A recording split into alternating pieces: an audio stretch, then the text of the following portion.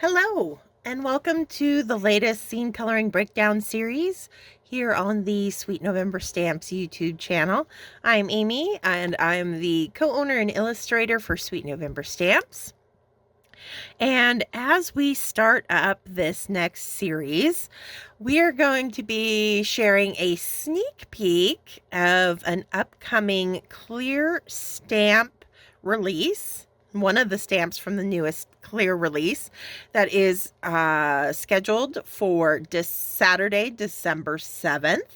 So mark your calendars for that. We've got a small winter release of clear stamps that we are going to be welcoming to the store in just a couple of weeks, and I thought it would be fun to give our YouTube followers a little sneak peek of one of the big sets that you'll be able to find in that release. It is called Downhill Dashers, and it's a big 6x8 set. And it includes all of these little sledding kiddos. So you get the two on the toboggan here. You've got the pup riding on the saucer here. Got this little gal and her puppy on the sled there. And then we've got this little guy on his saucer. And this little girl in an inner tube. And then we've got this little girl and her pup getting ready to walk up the hill. Also comes with a sentiment that says, "Don't flurry, be happy." And today we are going to be using our two, the saucer and inner tube, boy and girl, on a mini Slimline card. I have trimmed it out of Catherine Pooler Select White cardstock, using the Hello Bluebird Nesting Deckle Mini Slimline die, the largest in that set. I like how it's a little bit wider than the other Mini Slimline dies that I have. It gave me a little bit more room to get two characters on there. And I just love doing like Slimline or Mini Slimline whenever I've got these kind of sledding scenes, because I like the height, the extra little bit of height that it gives me to create that downhill effect. And that's exactly what we're going to be doing today. We're actually, I know usually I kind of start with skin and hair and go from there, but because we're coloring a very snowy white scene, we're going to start with the background today and get that done and out of the way so we don't have to worry about pulling any of the bold colors that we're going to be adding in the weeks to come. So to that end, let us get started. I'm going to pull out a variety of blues and purples, maybe even some grays, we'll see.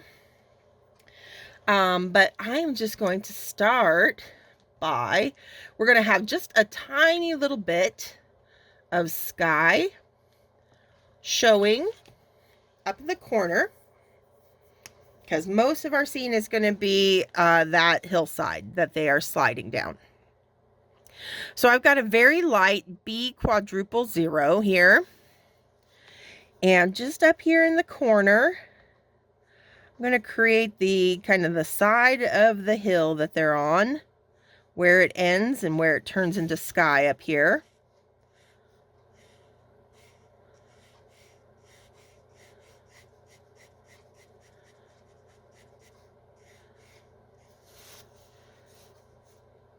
I'll bring that down.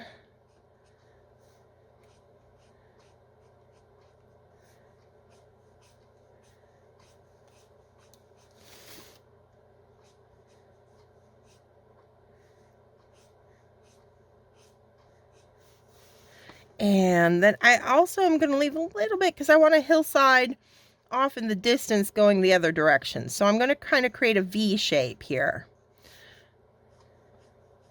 for my sky.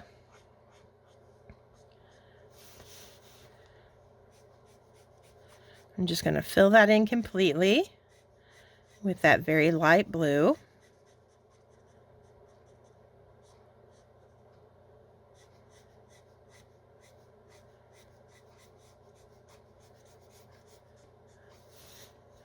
All right. We're going to deepen up our sky because we're going to be using some of these same colors in our snow. And so I just, not to confuse myself, I want to get that sky looking really defined. So I think I'm going to bring in a little bit of, let's go B34.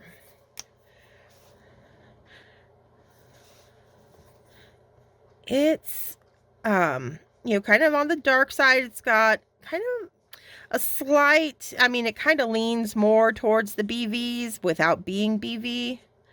But it's just a heavier kind of blue, which I kind of like for winter, even day scenes, just to give them a little bit more of an overcast look or feel. I'm going to follow that up with some B32. I just got to be able to find it here. There it is.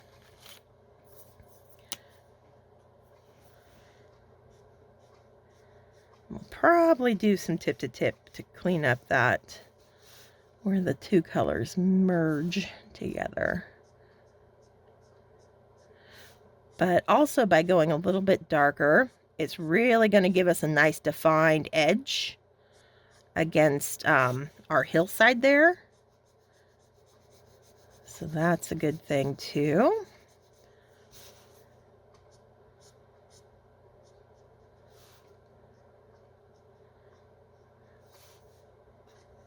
And I still want to work carefully around the characters, even though I haven't colored them yet. Not knowing exactly what color hair I'm going to put on her. I don't know how easy it would be to color over if I accidentally get a bunch of blue in there. So better just to be a little careful with my coloring. Here's that tip to tip I was talking about.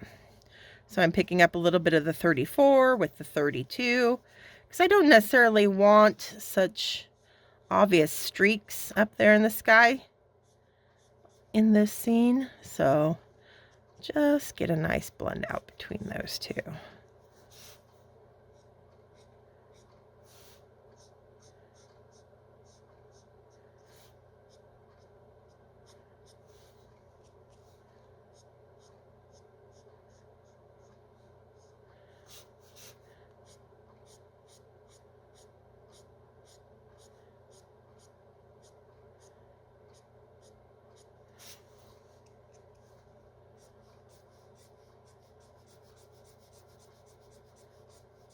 There we go.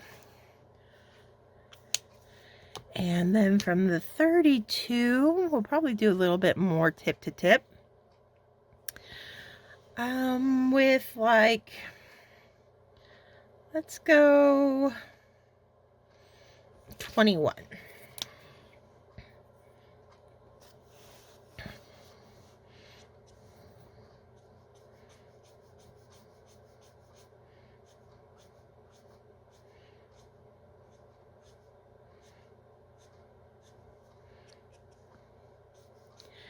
And I'm basically going to color over all of that initial B quad that we put down. I just did that. That was a way for me just to kind of map out my area of sky. I didn't need it to be that light, other than if I wanted to kind of change my mind, then I could easily color over it. So I usually do that anytime I'm sketching in anything by freehand.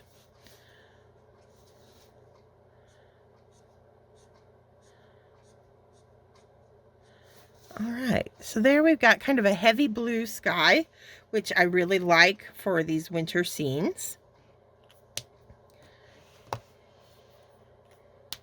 Now we're going to go back to that B quad again to help sketch out. So I've got to separate this hillside that they're on from the hillside in the distance. So I'm just going to pull up a little, just leaving that outside edge the whitest. I'm going to give it a pretty heavy shadow, and we will build this up with a few more blues, like so. And I'm also going to start laying in my shading on this hillside as well. So underneath our characters. And because I want to create that sense of motion of them sliding down, I want to make sure that my application of color for this snow is always running in this kind of diagonal across the card in the direction that I want them to look like they're traveling. So all of my brush strokes in all of these colors that I'm going to be using for our snow are going to go kind of diagonal across the card here. And with this being a base coat that I'm laying down, you'll notice I'm using that whole side of that brush nib. Give me some really nice wide application of color going down.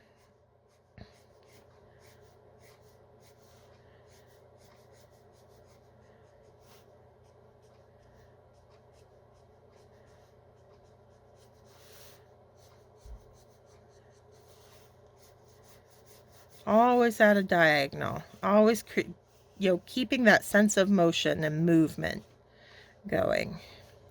I kind of want to, I'm tempted, I know I'm going to leave this space for my sentiment, but I almost want to make like a little kind of rock or something down here, just for a little bit of extra interest down there. So we'll leave that for now. All right. So let's see. I'm gonna put that away and that away. I'm gonna come in with that B21 that we used up in the sky. And really start grounding our characters in.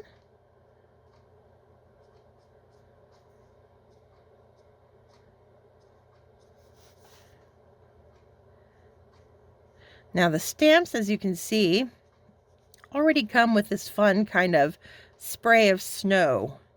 So you don't have to, create that effect freehand, but it does mean I want to put my darker colors for my snow around it so that it'll pop out as, more of a spray of white. So we are going to add some color to it. We're not going to leave it stark, but I want to make sure my darker shadows and tones in this snow are going to be directly behind those sprays of white as well.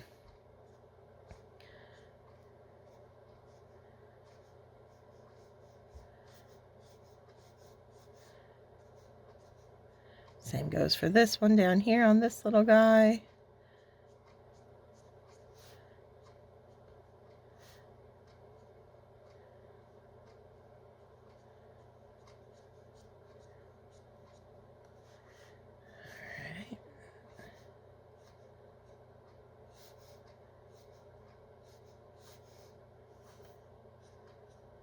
And you can just kind of freehand in your little grooves in the snow wherever you feel like. There's really no right or wrong to it. But you definitely want to create your little path that your character has come sliding down. I'm going to do just a tiny hint down here at the base between our two hills there. Okay. And I think I'm going to start kind of, so I need there to be some snow resting on top of my little rock I'm going to put in here. So I'm going to create the shadow for the top of that, the snow resting on top of the rock down here, just like so.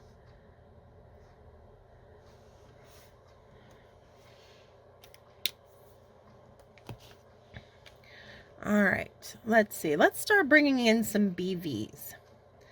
Let's do a little bit of BV. Oh, let's go 00.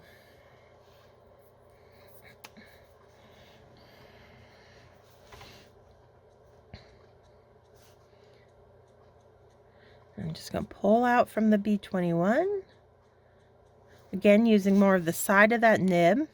So I have a very light hand. You can see I'm holding the marker very far back. So there's not a lot of pressure on the nib itself as I pull each brush stroke.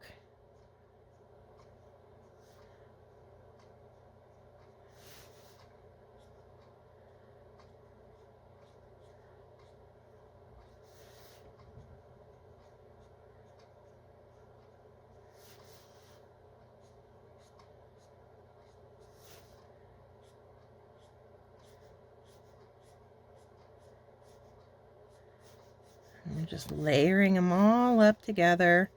Blues and blue violets.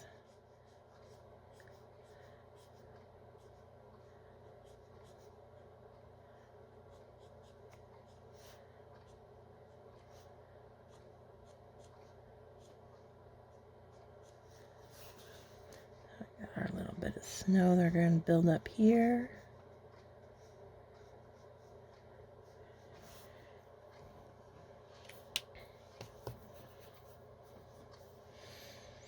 I'm going to go with a BV quad out on this hillside out here.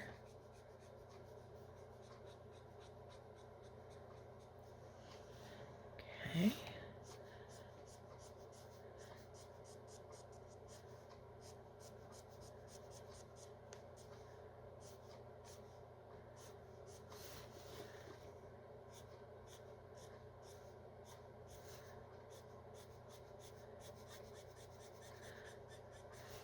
I'm just softening those edges where our shadow colors in our snow kind of go out to the more highlight areas of our snow.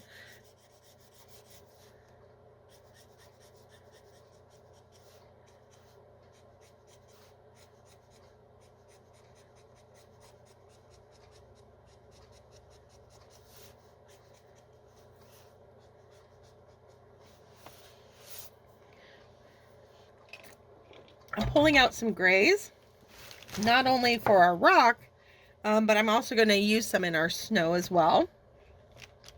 But we will start with our little stone. And I think I'll start with like a T4 here.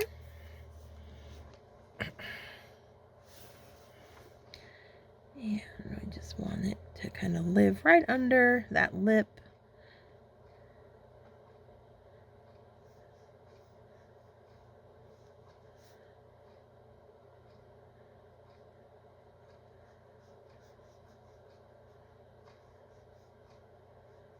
Of snow.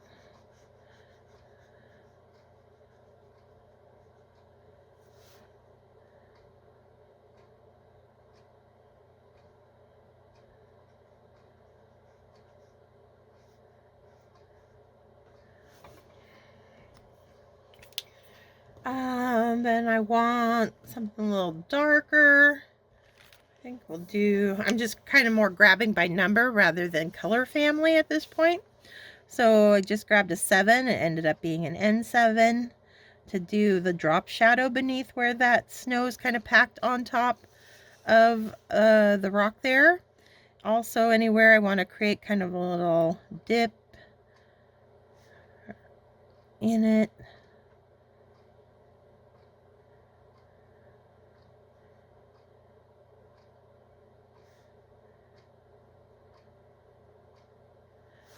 Okay.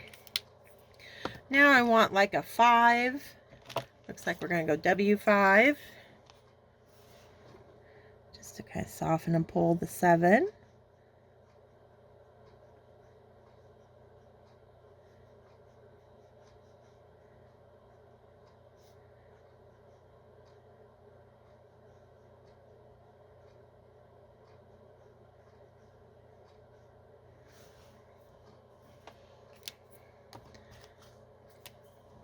Back to the T4 that we started with.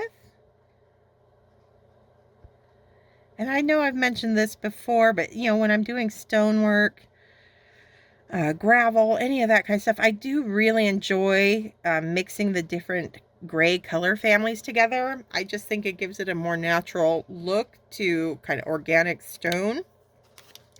And even sometimes I'll throw like earth tones in there as well. But now that I've got my stone in, I can kind of finish building up the snow around it.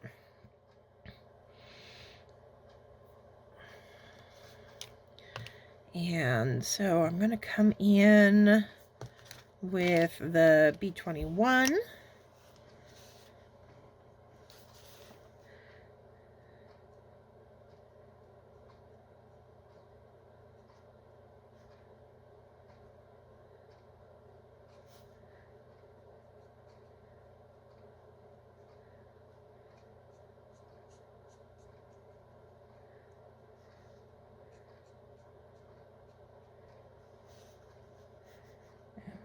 pull again, start our diagonal kind of down that hillside.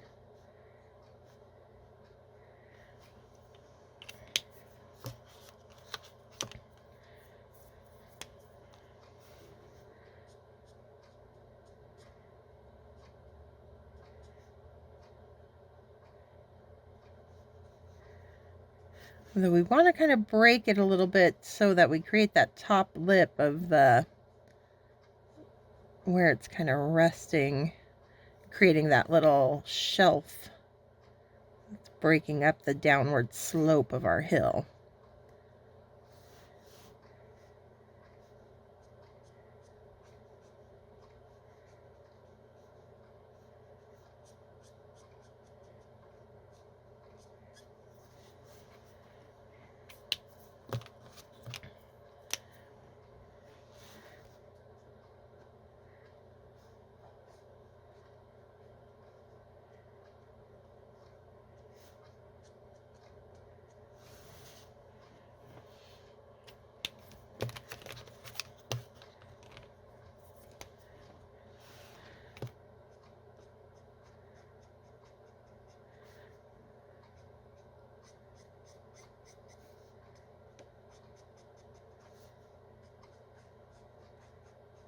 And I'm just going to be leaving the top part of that rock nice and white, continuing to build up the shadows kind of along the side and behind.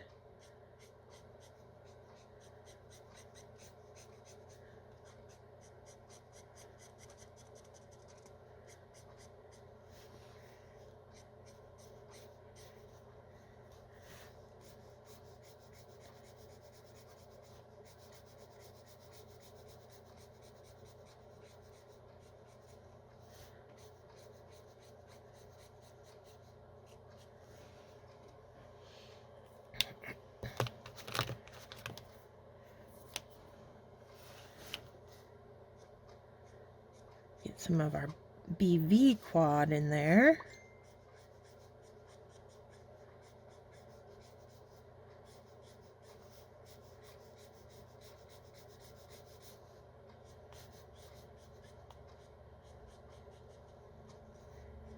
And there we've created that kind of shelf-like effect for our little rock that's living there on their hillside.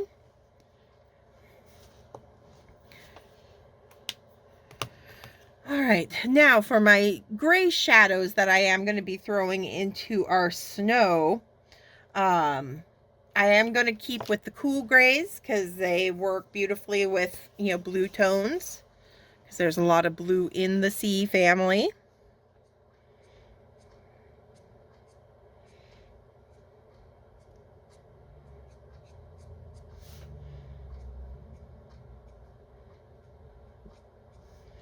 And I'm not going to go crazy, just mostly kind of directly beneath our little characters, beneath and behind, to really ground them into our scene, like so.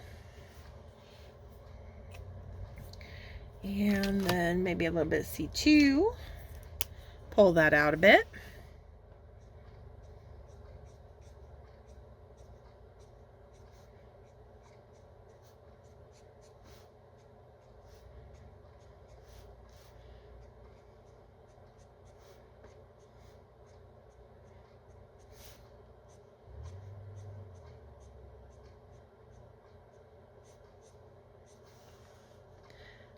Okay.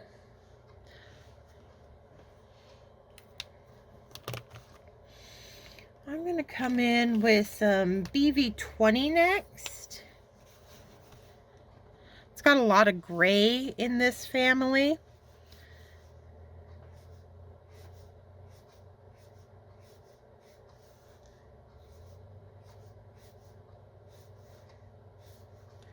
And I'm just going to continue really playing up those diagonal lines.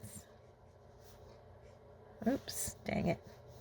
I got into our little shelf on our rock there. I'm going to have to clean that up.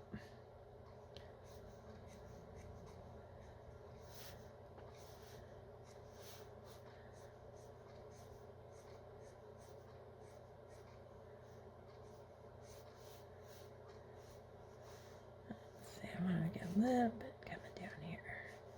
Just really breaking up all that white. Okay. Good thing I got a colorless blender here. I can kind of push out that little bit of BV20 on the top of our rock there. That should be fine. Okay. Okay, back to smoothing out our snow. Let's bring in some B60.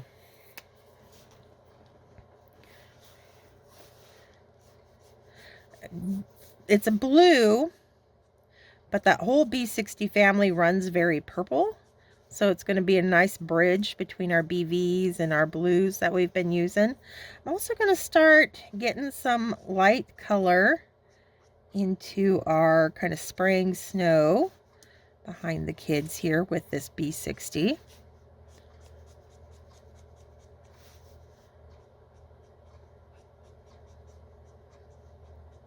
Still leaving a lot of white, but just getting a little hint of color in there finally.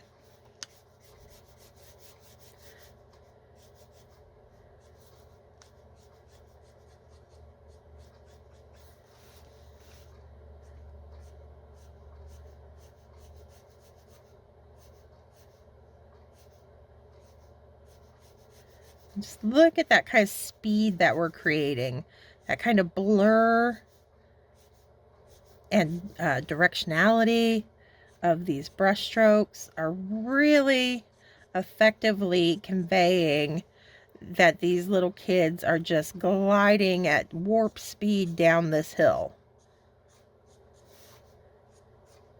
And that's all just paying attention and utilizing your brush, the direction of your brush stroke in an effective way. Can be just as important as the colors that you choose to use, sometimes more so. All right. I'm going to come back. I think my last little bit of color that I'm going to add in here is some B triple. A little bit more significant than the quad we've been using. But I just want to finish with a blue. Nothing too strong, but just to really get that frosty, freezy kind of look going.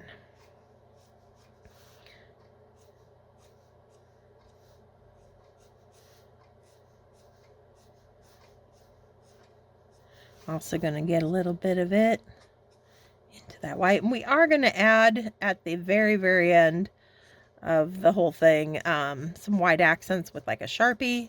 So, you know, I'm not worried about these, you know, being like super clean. But I do want a little color in there.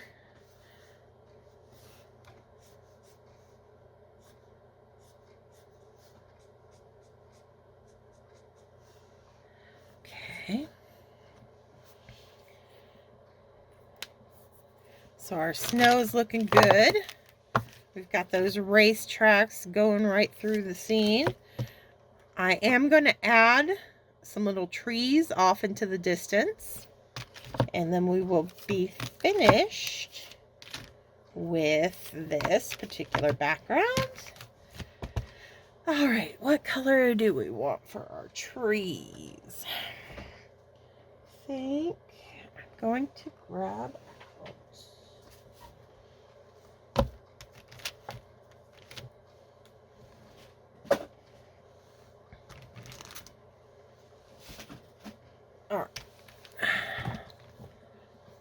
off in the very far distance on that far hillside.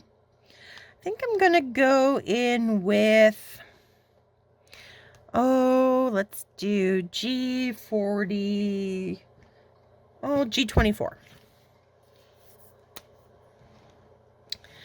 And as far as away as I want this to appear, all I'm going to do for the little trees on this are just little flicks up.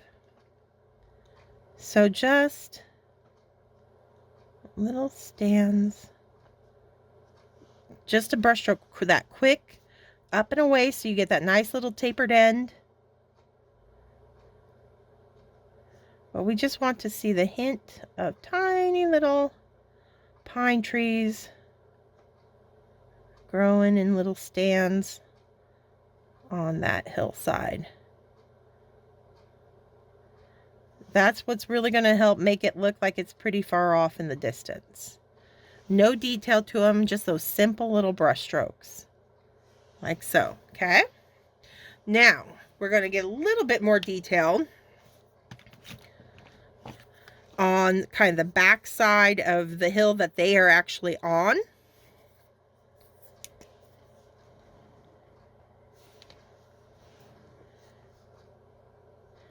And we're going to see some trees growing up on the other side of that hill, the edge of the hill there.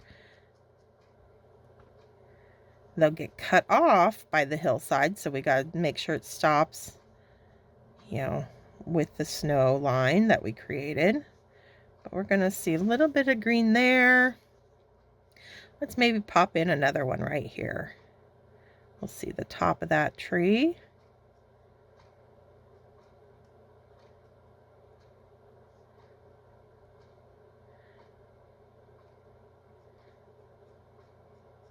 Coming right down and getting cut off by the hillside there.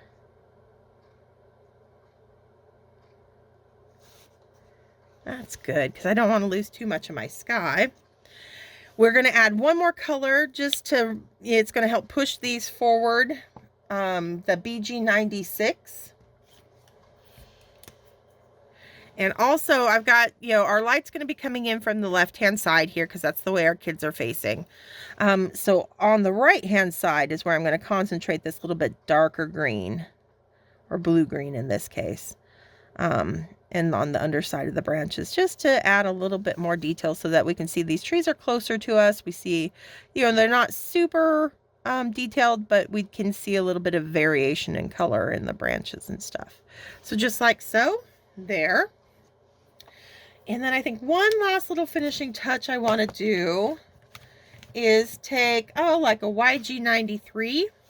And I just want to see a little bit of dead grass that's kind of been sheltered by our little rock down here, kind of peeking out around it. I think that'd be cute, just like so. Maybe even give this guy a little seed top on it. There we go. Might be a little light. Let's see.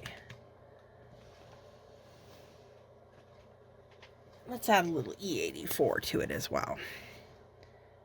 There we go. Just kind of dry and you know, dead. Didn't survive the winter. It's gone to seed.